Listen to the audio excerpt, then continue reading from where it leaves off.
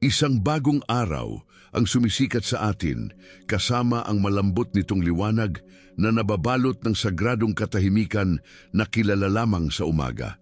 Ang araw na nahihiya pa ay nagsimulang paliguan ang lupa gamit ang mga unang sinag nito na nagpapaalala sa atin na ang bawat bukang liwayway ay isang regalo, isang bagong pagkakataon na huminga ng malalim at magsimulang muli. Sa ganitong tagpuan ng kadalisayan at pagpapanibago na tayo ay inaanyayahan na ibaling ang ating mga mata at puso sa isa na umalalay sa atin kahit na ang lahat ng bagay sa ating paligid ay tila tuyo at tuyo. Mahal na kapatid, sa sandaling ito ng kapayapaan, inaanyayahan kitang huminto sandali, huminga ng malalim, pakiramdam ang buhay. Ngayon sumuko na. Oo, sumuko sa presensya ng Diyos ng may katapatan, may pagkauhaw, ng may katotohanan. Sapagkat ang pagod na kaluluwa ay nakatagpo ng kapahingahan, hindi sa panandali ang kasiyahan, kundi sa buhay, walang hanggang pinagmumulan na hindi nauubos, ang Diyos mismo. Ngayon, ginagabayan tayo ng awit 42, isang sigaw ng isang taong nakakaalam kung ano ang pakiramdam ng pananabik sa Diyos. Ang kaluluwa, tulad ng isang usa na tumatakbo sa mga bundok upang maghanap ng tubig, ay nakadarama ng pagkaapurahan upang mahanap ang banal na presensya. Marahil ay ganyan ka ngayon, nauuhaw, may pusong hindi mapakali, kailangang mapunan, at ang panalangin ito ay para doon.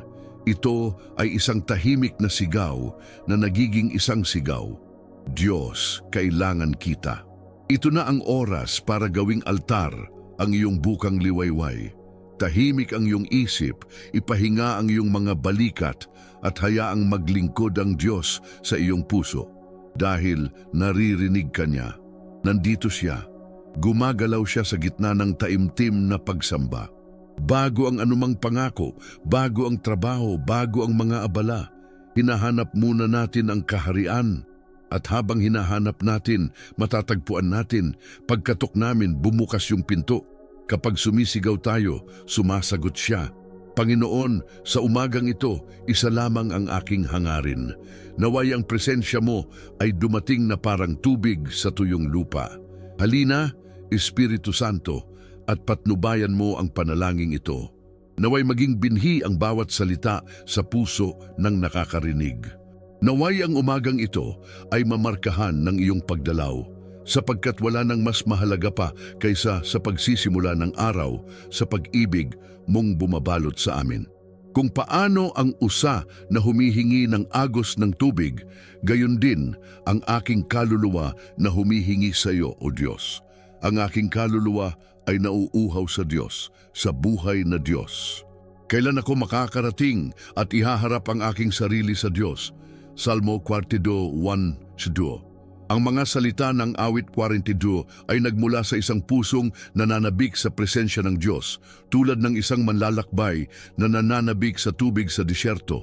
Ang usa, isang magaan, matulin, ngunit mahinang hayop, ang ganap na sumasagisag sa kaluluwa ng tao. Marupok na kalantad na palaging nangangailangan ng kanlungan at kabuhayan. Kung paanong siya ay tumatakbo sa mga kagubatan at mga lambak sa paghahanap ng malinis at buhay na bukal, ang ating mga puso ay tumatakbo patungo sa Ama. Ilang beses na ba tayong nagising at naramdaman itong kahungkagan, itong pagkabalisa sa ating dibdib nang hindi alam kung bakit? Hinahangad natin ang isang bagay na marahil ay hindi natin maipaliwanag. Ngunit ipinaliwanag ng salmista, ito ay pananabik sa Diyos.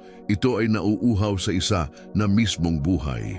Alam ng kaluluwa kung nasaan ang tahanan nito, at ang tahanan nito ay nasa presensya ng Panginoon.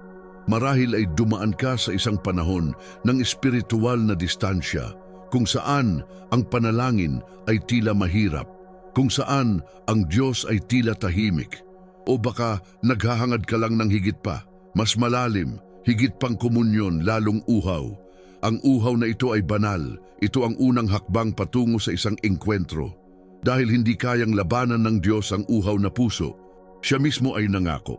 Ang nauuhaw ay bibigyan ko ng walang bayad na inumin mula sa bukal ng tubig ng buhay.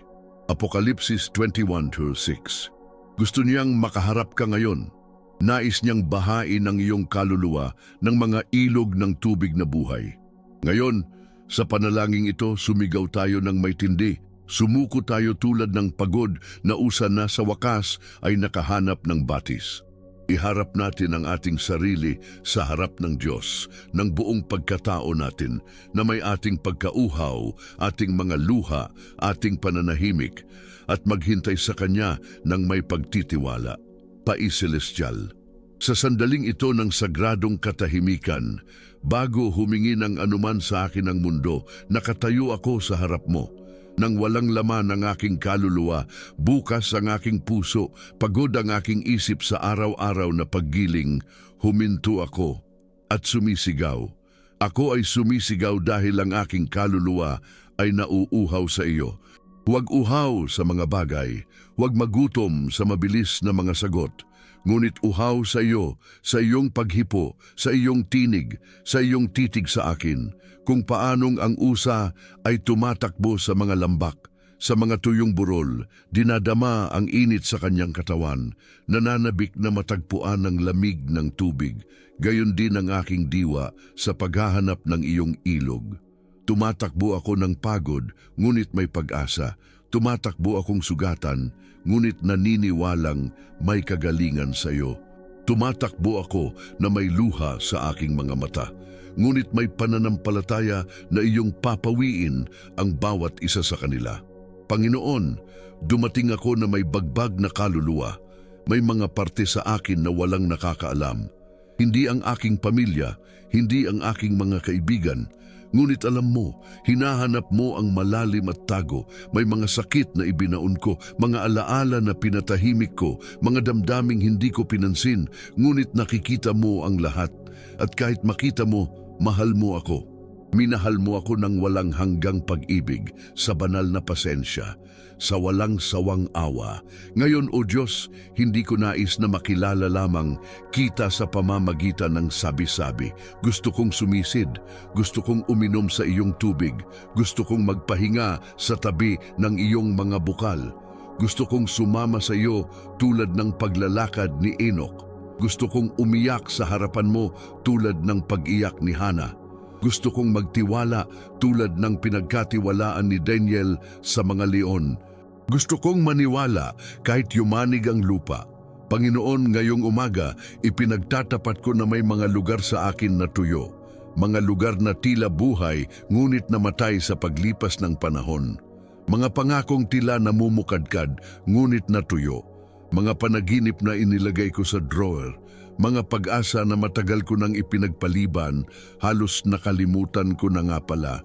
Ngunit ikaw ang pinagmulan na nagpapabunga kahit sa disyerto. Ikaw ang Diyos na naglalabas ng tubig mula sa bato. Ikaw ang Diyos na tumatawag sa kung ano ang wala. Kaya naman, lumalapit ako sa iyo, dala ang aking pagod, ngunit kasalukuyang pananampalataya. Dumating ako na puno ng bitak ang puso ko, ngunit tumitibok pa rin. Dumating ako na sugatan ang aking kaluluwa, ngunit sumuko. Ibuhos mo ang iyong espiritu sa akin tulad ng mahinang ulan sa matigas na lupa. Basain ang bawat tuyong bahagi ng aking pananampalataya. Hugasan ang bawat dumi na sinubukang ilagay sa akin ng mundo. Linisin ang aking mga iniisip, ang aking mga salita, ang aking mga intensyon. Gawin mo akong isang nadidilig na hardin, isang matabang lupa, isang buhay na tahanan para sa iyo. O Espiritu Santo, ito ay parang ilog, parang simoy ng hangin. Dumarating ito na parang apoy, dumarating ito bilang isang balsamo. Halika bilang lahat na ikaw lamang ang may kakayahang maging. Inalis ko ang sarili ko, inalis ko sa aking sarili ang aking mga takot, ang aking mga kontrol, ang aking mga agenda. Ngayon, una sa lahat gusto kitang makasama. Hindi dahil sa interes, kundi dahil sa pagmamahal. Hindi dahil sa takot, kundi dahil sa pananampalataya. Hindi dahil sa obligasyon, kundi dahil sa kasiyahan. Ang aking kaluluwa ay sumisigaw kahit na ang aking tinig ay tahimik. Nais kita, Panginoon, higit pa sa mga kalakal, higit pa sa pagkilala, higit pa sa katatagan. Gusto kita, Diyos, gaya ng pagnanasa ng uhaw sa bukal, kung gaano ang pananabik ng ulila sa yakap. Tulad ng nais ng mandaragat sa daungan. Paano? Ang nawalang pagnanasa ay isang paraan. Ayaw ko ng mababaw na ebanghelyo. Hindi ko nais na mabuhay sa espiritual na pagpapakita. Hindi ko gusto ang walang timbang na mga salita, mga awit na walang pagpapahid, mga kilos na walang katotohanan. Gusto ko ang iyong tunay na haplos. Gusto kong huminga sa akin ng iyo. Gusto kong maging tahanan mo, altar, templo, tapos break mo ako. Oo, sinisira nito ang aking katigasan, basagin mo ang pride ko. Basagin ang aking mga argumento. Ibagsak ang mga pader na itinayo ko sa paligid ng aking puso. I-deconstruct kung ano ang hindi nagmula sa iyo at muling itayo ito gamit ang iyong mga plano. Turuan mo akong umiyak muli sa iyong presensya. Turuan mo akong umasa tulad ng isang bata na lubos na nagtitiwala sa Ama. Turuan mo akong marinig ang iyong tinig sa gitna ng ingay ng buhay. Turuan mo akong sumamba sa iyo ng buong pagkatao ko. Hindi lamang sa iyong mga labi, ngunit sa iyong mga hakbang. Hindi lamang nakataas ang aming mga kamay, ngunit ang aming mga paa ay matatag sa iyong salita. At kung sakaling mawala ako, kung ang sakit ay nalilito sa akin, kung ang pagod ay nakakakuha ng pinakamahusay sa akin, kung ang pananampalataya ay nag-aalinlangan, huwag mo akong iwan sa malayo, huwag mo akong paalisin. Hilahin mo ako kahit wala akong lakas para magtanong. Hilahin mo ako ng mga tali ng pag-ibig, ng mga tali ng awa. Ikaw ang aking kanlungan, ikaw ang aking bato, ikaw ang taguan ng aking kaluluwa. At kahit na pinalilibutan ako ng maalon na tubig ng buhay, kahit na ang kalaliman ay tumawag sa kailaliman, kahit na tila madilim ang lahat, nandyan ka. Sa iyong liwanag, sa iyong kamay, sa iyong yakap. Sir, ayoko nang mabuhay ng kalahating puso. Hindi ko na gustong mabuhay sa espiritual. Gusto kong mabuhay ng buo. Gusto kong magmahal pa, magpatawad pa, mas maniwala, magdasal pa, asahan pa, at ibuhos ang aking sarili ng higit pa sa iyo. Tanggapin ngayon ang bawat pag-iisip, bawat alaala, bawat nakalilitong emosyon na nasa loob ko. Gawing papuri ang lahat ng ito, naway maging kagandahan ng abo, naway maging awit ang kalungkutan, naway maging panalangin ang paghihirap, at naway ang aking daing ay maging iyong galaw. Dahil alam ko, kapag hinanap kita ng buong puso ko, makikita kita. Kapag lumalapit ako, tumatakbo ka papalapit sa akin. Kapag ginawa kitang priority, lahat ng iba ay nahuhulog sa lugar. Kapag sinasamba kita, kahit na lumuluha, ang presensya mo ay umaaliw sa akin. Sa bagong araw na ito, ako ay sumuko, nauuhaw, na may luha, nang may pananampalataya, at may pag-asa na ang lahat ay magiba. Dahil sinimulan ko ang araw na kasama ka. At iyon ang nagbabago sa lahat. May mga pagkakataon na ang pagkauhaw ng kaluluwa ay nagdadala sa atin sa punto ng kabuuang pagsuko. At sa mga sandaling ito, ang Diyos ay kumikilos ng mas matindi. Ang salita ng Diyos ay puno ng mga kwento ng mga lalaki at babae na, tulad ng uhaw na usa, ay naghanap sa Panginoon sa panahon ng tagtuyot, sakit at kalituhan, at lubos na nagbago. Ana, ang kaluluwang lumuluha sa harap ng altar, alam ni Hana kung ano ang pakiramdam na dinadala ang bigat ng katahimikan ng Diyos. Naramdaman niya ang kawalan ng pagiging ina sa kanyang katawan at ang sakit ng paghihintay sa kanyang kaluluwa. Sa 1 Samuel, makikita natin ang isang babae na sa kabila ng kahihiyan ni Penina at hindi naintindihan kahit ng pari na si Eli, ay hindi sumuko sa pag-iyak. Pumunta siya sa templo, ibinuhos ang kanyang kaluluwa sa harap ng Diyos. Naluluha, walang salita, halos hindi ginagalaw ang kanyang mga labi. At doon, Sa kanyang tahimik at matinding panalangin, ang Diyos ay tumugon sa buhay. Ibinigay niya sa kanya si Samuel, ang isa na magiging isa sa mga pinakadakilang propeta ng Israel. Si Ana ang larawan ng usa na kahit pagod at sugatan ay naghahanap ng bukal, alam na tanging may tunay na buhay. Elijah, ang propeta na humiling na mamatay, ngunit pinakain ng langit. Matapos harapin ang mga propeta ni Baal at makita ang apoy ng Diyos na bumaba sa altar, nakita ni Elias ang kanyang sarili na pinagbantaan ni Jezebel at tumakas. Nagtago siya sa isang kuweba, pisikal at emosyonal na pagod. Sa 1 Mga Hari ni Midbain, ang propeta ay umabot sa punto ng paghingi ng kamatayan. Ngunit doon, sa yungib ng kawalan ng pag-asa, natagpuan siya ng Diyos. Hindi sa lindol o kulog, kundi sa banayad na bulong, at sa magiliw na haplos na iyon, si Elijah ay nabago. Siya ay tumatanggap ng tinapay mula sa langit, sariwang tubig, pahinga, direksyon, at isang bagong misyon. Hindi sinaway ng Diyos ang kanyang pagkauhaw, ngunit pinakain siya sa gitna ng kanyang kahinaan. Maria ng Betanya, siya na pumili ng mas mabuting bahagi. Habang si Marta ay abala sa mga gawaing bahay, si Maria ay nakaupo sa paanan ni Jesus, nauuhaw sa bawat salitang lumalabas sa kanyang bibig. Hindi siya ginulo ng sandali, mga inaasahan sa lipunan o nakagawian. Pinili niya ang mas magandang bahagi, ang pagiging nasa paanan ng pinagmulan. Kinakatawan ni Maria ang puso na kumikilala sa kung ano ang tunay na mahalaga. Hindi ito ang pagmamadali o ang pagganap o ang palakpakan. Ang presensya nito at sa kadahilanang ito pinuri siya ni Jesus.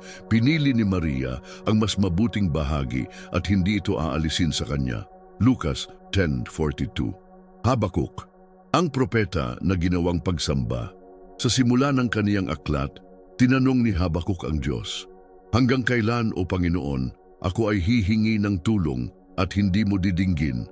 Habakuk 1:2. Siya ay hindi mapakali, nababagabag, nauuhaw sa hustisya, nauuhaw sa mga sagot. Pero sa dulo ng libro, may nagbago. Sumuko si Habakuk. Nauunawaan niya na kahit walang igos sa puno ng igos, kahit walang baka sa kamalig, ang Diyos pa rin ang kanyang lakas. Ang kanyang uhaw ay napawi, hindi sa mga paliwanag, kundi sa isang paghahayag kung sino ang Diyos. Natuto siyang magtiwala kahit walang pag-unawa. David, ang hari na umiiyak na parang bata sa harap ng Diyos, isinulat ni David ang awit 42 noong panahon ng pagkatapon, malayo sa templo, malayo sa kaban, malayo sa komunyon. Siya ay isang tao ng digmaan, ngunit isa ring madaling lumuha sa harap ng Diyos. Ang kanyang uhaw na puso ay patuloy na nagdala sa kanya sa presensya ng Ama. Sinabi niya, "Ang aking kaluluwa ay nananabik at nanglulupaypay para sa mga looban ng Panginoon." Mga awit 84:2. Kahit na siya ay isang hari, alam niya walang korona, walang trono, walang hukbo ang maaaring palitan ang kagalakan ng pakikipag-isa sa kataas-taasan. Ezekias, ang hari na nakaharap sa pader at nanalangin sa Isaias 38, si Hezekias ay nakatanggap ng hatol na kamatayan. Sinabi sa kanya ng propeta, "Iayos mo ang iyong bahay sapagkat ikaw ay mamamatay." Ngunit tumanggi ang hari na magbitiw sa kanyang sarili. Ibinaling niya ang kanyang mukha sa dingding, umiyak ng mapait at marubdob na nagdarasal. Ang kanyang pagkauhaw na mamuhay ng higit pa para sa Diyos, upang maglingkod ng higit pa, upang ipagpatuloy ang kanyang misyon, ay humantong sa kanya sa isang taus-pusong pag-iyak. At ang Diyos na sensitibo sa sigaw ng nauuhaw ay nagdagdag ng 15 taon sa kanyang buhay. Itinuro sa atin ni Hezekias na kahit na tila nakatakda na ang lahat, maaaring baguhin ng panalangin ang mga tadhana. Ruth, ang dayuhan na nakahanap ng kanlungan sa ilalim ng mga pakpak ng Diyos, nawala ni Ruth ang lahat. Ang kanyang asawa, ang kanyang tinubuang bayan, ang kanyang kaginhawaan. Ngunit nagpasya siyang sundin ang kanyang biyenang babae, si Naomi, at sinabi, Ang iyong Diyos ay magiging aking Diyos. Nauuhaw sa bagong simula, ipinagkatiwala ni Ruth ang sarili sa landas ng pagsunod. At sa mga parang ni Boaz, hindi lamang siya nakahanap ng panustos, kundi katubusan. Pinawi ng Diyos ang kanyang uhaw nang higit pa sa inaakala niya. Binago niya ang kanyang kwento at ipinasok siya sa talaangkanan ni Jesus. Jeremiah, ang umiiyak na propeta na nagdala ng apoy sa kanyang mga buto. Madalas gusto ni Jeremiah na manatiling tahimik. Mahirap ang kanyang ministeryo, tinanggihan ang kanyang mensahe. Ngunit ipinagtapat niya, kung sasabihin ko hindi ko babanggitin ang Panginoon, kung gayon sa aking puso ay parang nagniningas na apoy na nakukulong sa aking mga buto. Jeremias 29. Ang kanyang kaluluwa ay patuloy na nagkakasalungatan, ngunit patuloy din na naghahanap sa Diyos. Kahit sa gitna ng mga guho ng Jerusalem, isinulat niya, gusto kong alalahanin kung ano ang makapagbibigay sa akin ng pag-asa. Ang uhaw at pag-asa ay magkasabay kapag tayo ay bumaling sa Diyos. Ang bawat isa sa mga halimbawang ito ay nagpapaalala sa atin na ang espiritual na pagkauhaw ay hindi tanda ng kahinaan. Ito ay isang paanyaya. Imbitasyon sa isang pulong, imbitasyon na puno na, imbitasyon na maranasan ang supernatural. At ngayon, nasa lugar ka rin ng imbitasyon. Katulad nila, nais din ng Diyos na bigyang kasiyahan ang iyong kaluluwa. Panginoong Diyos na makapangyarihan, sa pangalan ng iyong anak na si Jesus, nakatayo kami ngayon sa puwang. Sa nakaluhod na mga tuhod sa Espiritu na may mga pusong nag-aalab sa pananampalataya at habag, kami ay namamagitan. Sumisigaw tayo hindi lamang para sa ating sarili, kundi para sa lahat at sa lahat na bahagi ng ating paglalakbay. Ikaw ang Diyos na nakakakita sa kolektibo at individual. Ikaw ang Diyos na nakikinig sa sigaw ng lupa at tumutugon ng may kapangyarihan.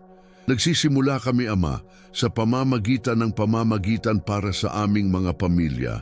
Alam mo ang mga tahanan na nag-aaway, na hinati ng masasakit na salita, naipon na sakit at masakit na katahimikan. Alam mo kung saan nagsimula ang lamig ng mag-asawa, kung saan ang mga bata ay malayo, kung saan ang pag-ibig ay nasugatan. Halina, Panginoon, kasama ang iyong balsamo, ibalik ang pag-aasawa, pag-isahin muli ang puso ng mga magulang at mga anak at mga anak at mga magulang. Itaas ang mga makasaserdoting asawa, matatalinong asawa, masunuring mga anak at mga tahanan kung saan ang iyong pangalan ay dinadakila. Ilagay ang iyong kamay sa mga bahay na ngayon ay sumikat ng may espiritual na bigat na nagdadala ng pagpapalaya, pagkakasundo at kapayapaan. Dalangin namin, Diyos, para sa mga nahaharap sa mga sakit ng katawan at kaluluwa. Ikaw ang doktor ng mga doktor. Nakakaantig ito sa mga nasa ospital, sa mga linya sa SUS, Unified Health System, sa bahay na walang access sa paggamot at maging sa mga nawalan ng pag-asa. Pagalingin, Panginoon, cancer, depression, pagkabalisa, hindi maipaliwanag na sakit, mga sakit sa autoimmune at emotional na trauma. Nagre-renew ng mga organ, cell, hormones, buto. Hipuin mo rin, banal na espiritu, ang sugatang kaluluwa, ang pagod na puso, ang naghihirap na isip. Nagdudulot ito ng kumpletong kalusugan. Pinapalago nito ang katawan at muling sumasayaw ang kaluluwa. Kami ay namamagitan para sa mga nahaharap sa mga paghihirap sa pananalapi.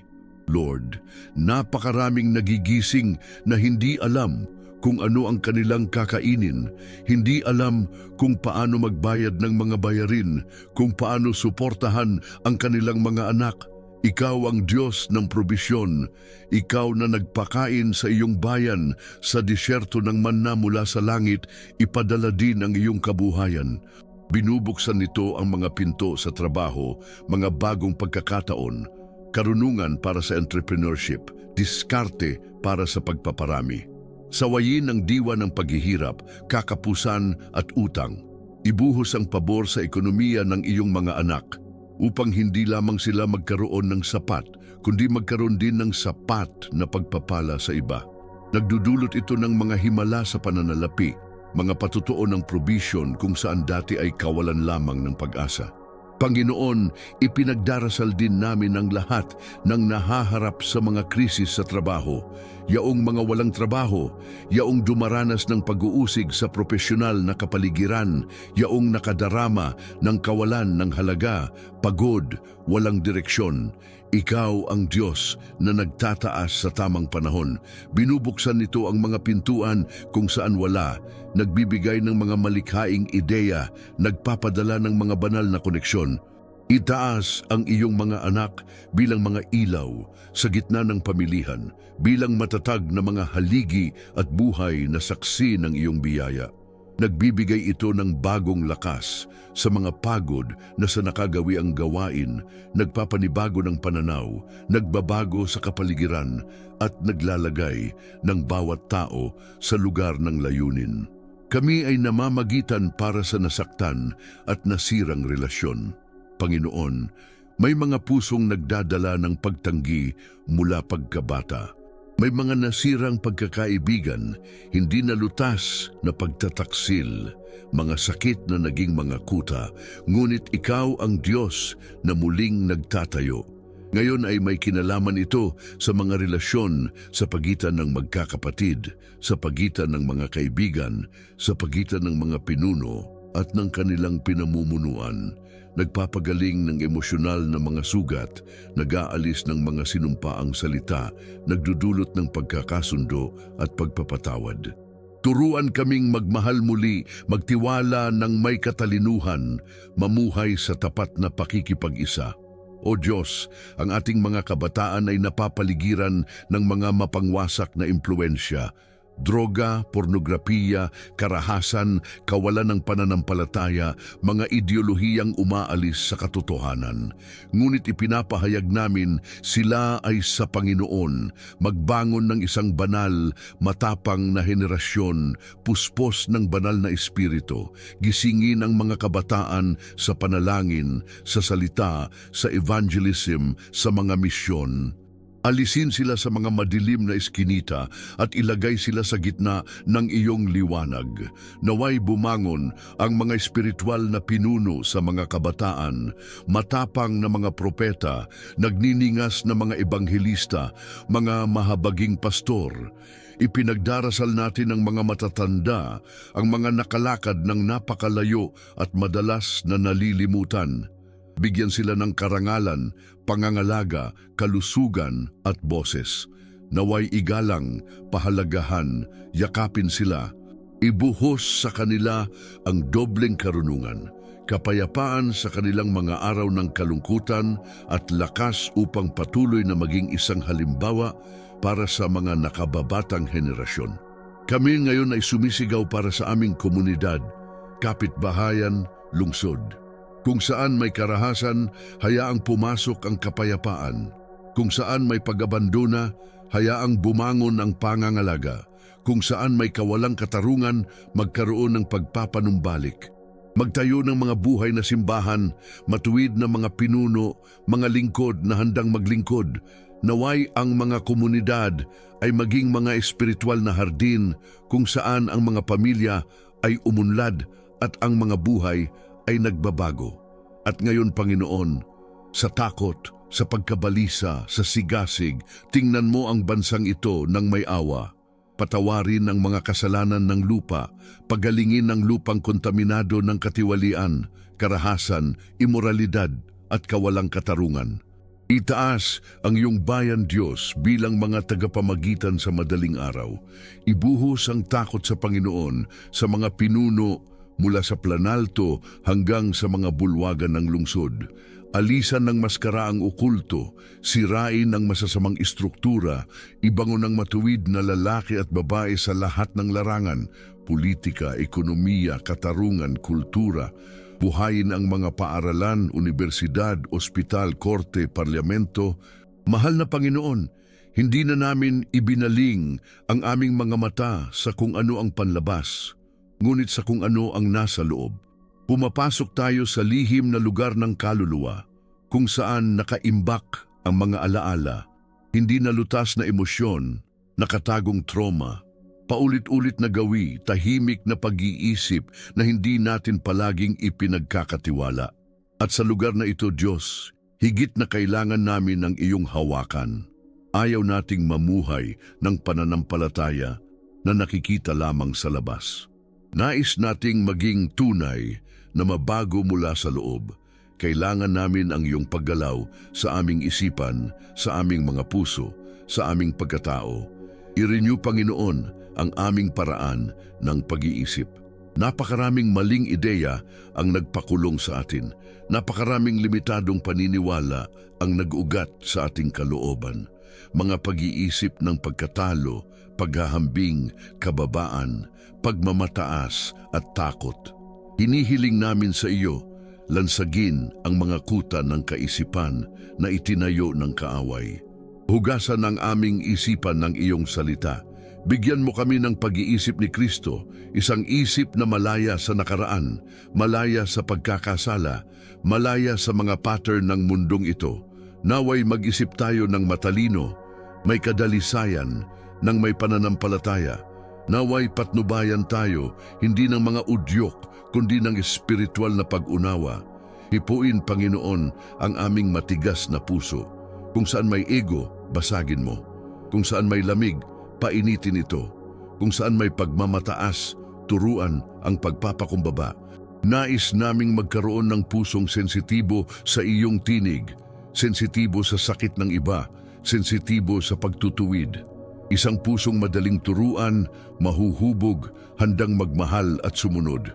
Hindi na namin gustong bigyang katwiran ang aming mga pagkakamali, itago ang aming mga kapintasan o i-project ang isang imahe na hindi totoo.